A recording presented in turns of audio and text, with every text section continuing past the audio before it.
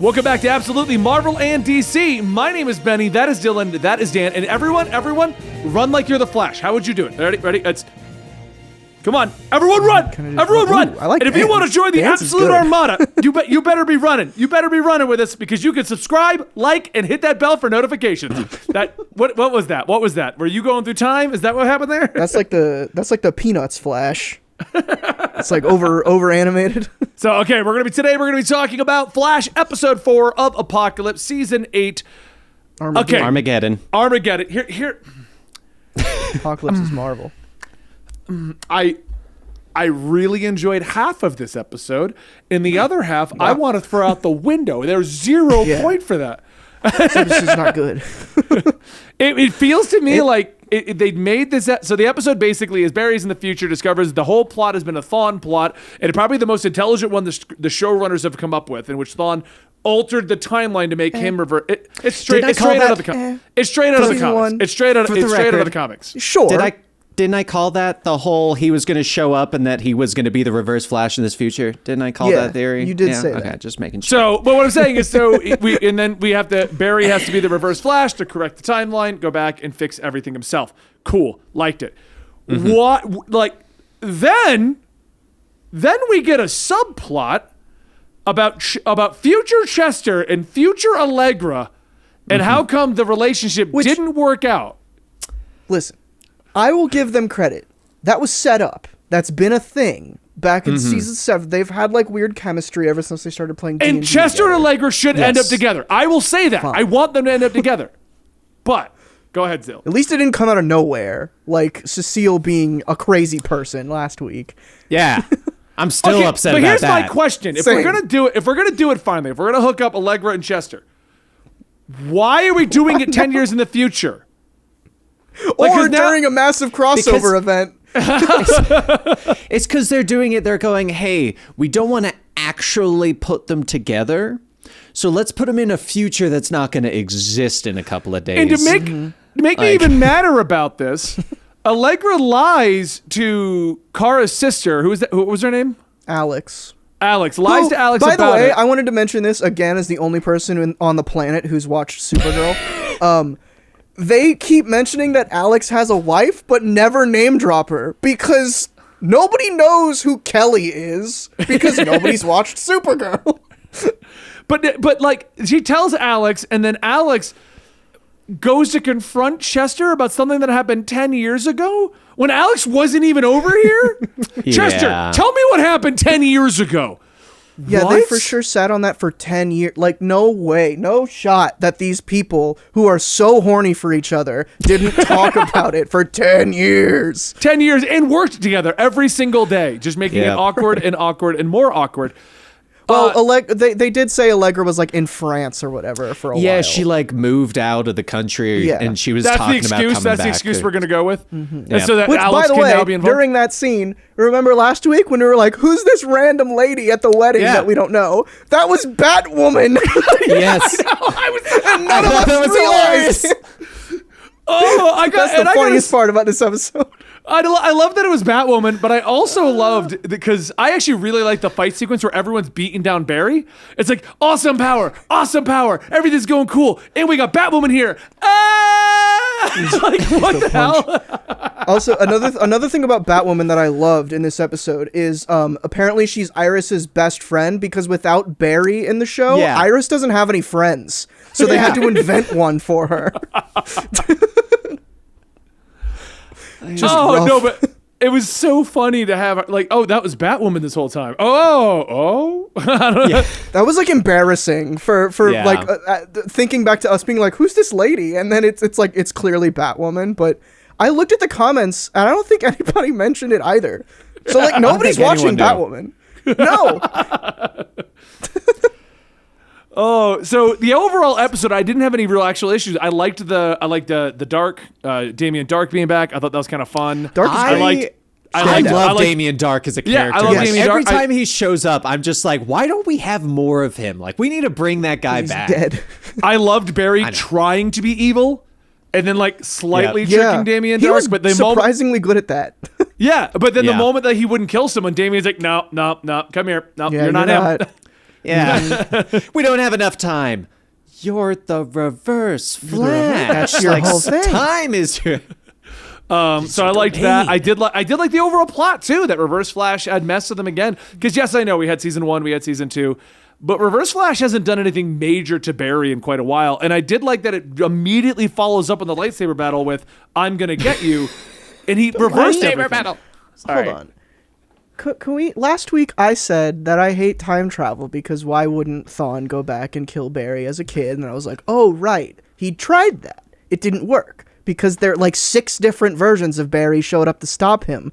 And then in this episode, they're like, nah, he did it though. He did it. He killed him as a kid. It's like, okay. My problem with Thawne in this episode is that they just decided to turn him into a mustache twirling villain, which is not what the Reverse Flash has been in this entire universe. Like Eobard Thawne, when he's not Harrison Wells in Legends, is kind of like that, but that's because he's on Legends and it's a whole different thing, and it's basically a different character. But like Harrison Wells Eobard Thawne Reverse Flash that we see here, he's the season 1 plays the long game, like quiet, reserved type of villain who's like scary because he'll make you think he's your surrogate father and then kill you in an alternate timeline. But then this one shows up and is like, I'm gonna marry your wife and I'm the Flash now. That plays into the true origin of Eobard, where he just wants to be Barry. Yeah.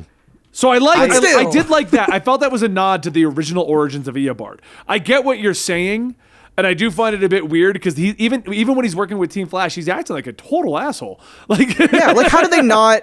It's been 10 years. How did they not think that this guy's a dick? Like how did Thawne win over Iris when he's this much of an asshole? Exactly. And I'm also wondering, like, at what point, what did Barry do to be that evil of a Reverse Flash? Well, he killed everyone, apparently. Yeah, apparently. So, like, there's a lot of plot holes in it that's missing 10 years. I gotta say, with the whole, like, because the go back in time killing him as a kid, right? Am I the only one that thought it was strange where he's like, yes, and once the clock strikes midnight, it will all be secured. And so I'm like, what the hell? Okay, first they just invent which time that zone? They need stakes because they're like, oh, this is gonna cement, which they have talked about in previous seasons, like timelines cementing after a while, but right. They have, but it's never been like, well, Flash. Exactly. At Time midnight. Shouldn't matter. He's the Flash. Yes. Stop writing the show like this. Because they're like, it's until midnight. You have to fix these things in the past before today's midnight. So if you go to the past, this midnight stays here, and you're back here. All right, so I guess you guys didn't enjoy it as much as I did. Anyway. I thought it was my big issues with this episode was the Allegra Chester thing was like, this is so unnecessary. Yeah. It's in the future. Didn't need to be If there. you were doing this in the current timeline, I'd be like, okay, well that's important because of that plot. The future one's just gone. Like, is Barry going to show up and be like, by the way, I had nothing to do with what happened in the future, but you two should talk. Like, He wasn't even there for that. Yeah. Honestly, the Chester thing, it felt like they had cut a scene from some previous episodes of him and Allegra, like, trying to make something work and then it breaking up. And, like, this was referencing that, but it was like they were referencing something that never happened. And like you're saying, it made it seem so forced and just went on too long. Like it took a huge chunk of the episode up. Like if this was going to be like a very small, just, hey, we're going to fill 5 minutes up, give you that relationship we can't give you, fine. But it was almost like a third of the episode. Yeah. Like the whole Alex chasing down Chester and then them trying to talk it all out. And then can we just talk about Ryan Cho for a moment coming out of nowhere and having his own issues we're working out. What a weird, annoying character that they turned him into in this. And it's all like implied. Like if you hadn't seen Crisis and you hadn't remembered that he had a family and a beard, then like you don't know who this character is, and you don't know that his whole difference here is that like he was such a loving guy to the point where he didn't want to be a superhero during Crisis. And now here, he doesn't have that family. They don't explain it. They don't, like, nothing. It's weird. He just shows up, and then we have, like the B plot is Allegra and Chester, and then there's a C plot where Ryan's like, well, I don't know, I can't trust anyone, and I'm like, nobody why talks are like you that. here, Ryan? He stormed to the first. He talks like a Redditor, where he's like, "Ugh, love, shut up," and then he storms into the room and is like, he just went to therapy and is like reciting no, people don't talk like that. It should have just been Barry and Thawne, and then he goes back. And I feel like this is another one of those times where they had a core plot, and CW's like, you got to make it last 5 episodes, and it has to be 41 minutes each. That is the problem with this episode. Is the CW still trying to conform to we just talked about Hawkeye, and Hawkeye's just doing whatever they want with the schedule, and the episodes feel tight and great. And I feel like Flash could, if this was episode 3. Okay, and we chopped out a whole bunch of what happened in episode 2. And Get episode rid of 2 or 3. Sorry, that's what I mean. We'll take the important bits out of 3, so you got 10 minutes there, and then you take the Barry and Thawne stuff. That would have been episode 3, but we're stretching this into a 5-episode arc, which is giving us the bad stuff. You know what I mean? Yeah. Yeah. That's just network TV at its finest, where they ordered a 5-episode crossover because that looks good on an article, and this is it. Because there is a story in here, and there's amazing acting from all the key players. The show has been great, but then you just get stuck with, can I skip this? You know what I mean? Yeah. And I know they're playing. And here's the thing. Here's the thing that bugs me the most about Allegra and Chester.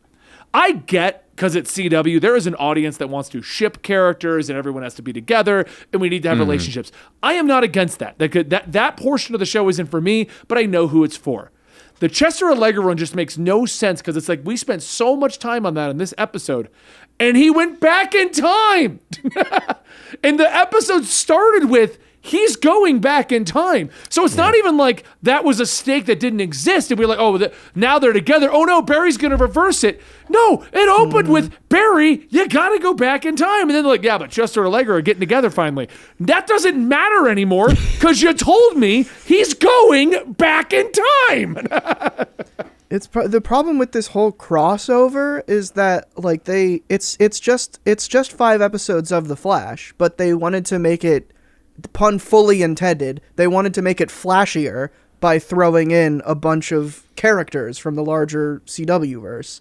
And it's just not working being here because they wanted to have Batwoman here. This episode is horrible for it because they throw Batwoman, which fine, she has her own show, whatever. Ryan Choi, who we haven't seen since Crisis, and is completely I don't think anybody was wondering where he went.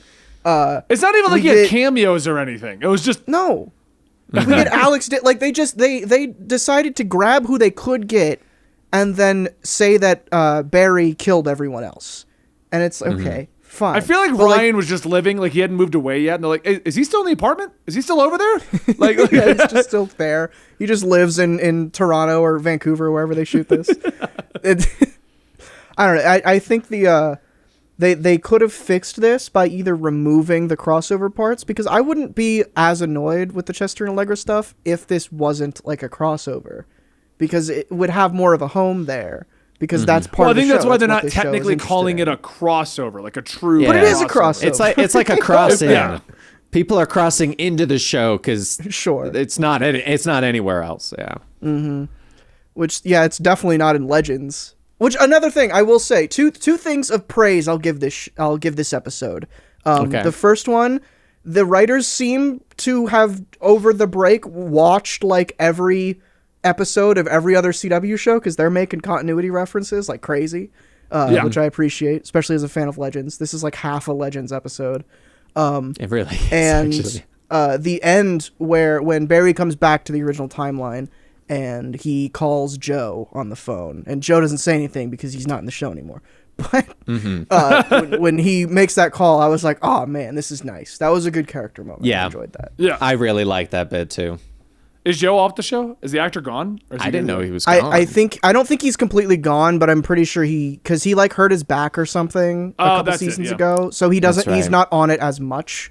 He's not like a mainstay anymore. That's why he was in that room sitting down for most of season 7, because he just that's right. I forgot about that. He's tired. Yeah. The biggest issue that I have right now, barring all the CW-isms that needed to happen, burying the show, the red herring's gone. Despero, he's out. The red herring's gone. We know it was Thawne.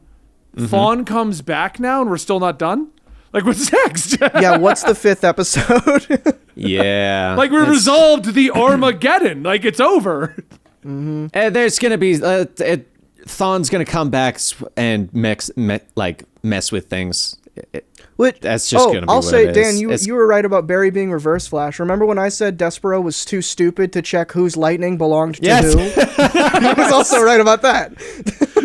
Cause that was the plot point. Oh, you didn't Yeah. see Yeah, that would've Reverse Flash. solved it. Right? He's like, you left too soon, dude. I like that was the whole, you just left too early. I mean, I was moving at the speed of light, which means you left in a millisecond at the worst time ever. But He's like, you only stayed for one of the after credits. You should have stayed for the full second after credits scene. Then you would have known, Despero. Jeez, come on. Exactly. so it's gonna be interesting to see how they resolve this, or what's there to resolve. It's resolved. Why is there a Right, part I don't five? know. They have to invent a 5th episode because that's I what guess, was I guess ordered. it's the battle with Reverse Flash, but he could have he could have just It's got to be something with the negative or reverse still force. It's got to be related to the forces in that way. That's the only way I could imagine, because that's the only thing so far in Armageddon besides Despero that has been new.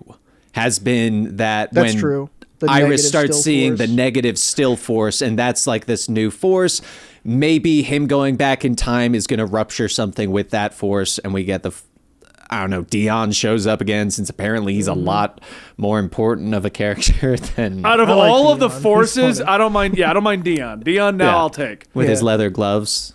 Just The rest of them suck. I'll Why even does he take wear those Fuerza. all the time? I'll I don't take know. Fuerza. I'll take Fuerza. Just don't bring back the. No, I the don't want Sage Force. I Fuerza don't- because the second she turns into Fuerza, she looks like she looks awful. It's just a bad Okay, character. so just let's just have Dion. We'll keep Dion. That's all we need. I would prefer none of it. I would prefer And we thank pretend God, that season thank God never for the happened. record. I also am so happy that Dion didn't show up with Iris, and he was like, "Oh, hey, mom, no, Yeah. no." That would have been so bad. All right, well, we are absolutely Marvel at DC. Join us next week for the finale review to Armageddon. What will Dylan pick up on next? I like what I like. Episode 2 was fantastic. How dare you let us down? Don't forget to like, subscribe, and join the Absolute Army by hitting that notification bell. And we'll see you on the next video right here. Practically every day, guys.